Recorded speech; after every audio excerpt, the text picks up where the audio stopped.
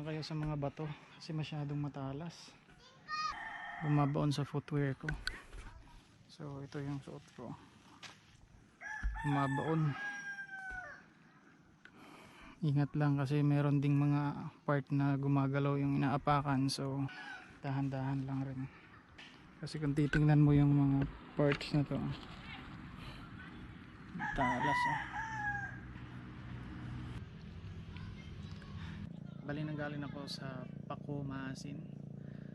At ang layo ng aking travel is 14 kilometers, 0.75. So bali hindi talaga ito yung lugar na dapat kong pupuntahan. Ang pupuntahan ko is ang Tayade Beach Resort. So ang Tayade is dun pa, malayo pa. So nag-stop na lang ako dito sa Aguinaldo Beach Resort. So kung gusto nyo ng cottage, nagkakahalaga lang ng 200 pesos. Merong nagbabantay each cottages, so hindi problema. Binike ko siya ng 1 hour and 5 minutes. Ganon kalayo. Ito lang po yung bike na gamit ko. Let's go!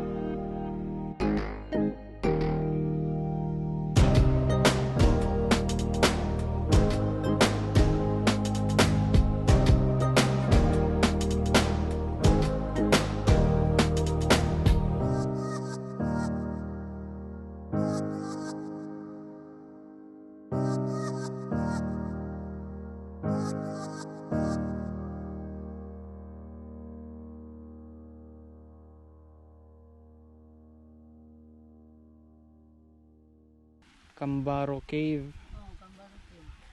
Dako na sadya, dako. Wa ko sukad ng Cambaro Cave karon na wala bitaw nila develop na. Sa karon nagwa. Nindot ka adyo. Nindot ko no. Unsa man ate, kaya ma-bike or taas ka adyo? Daghan mang nagbike nila.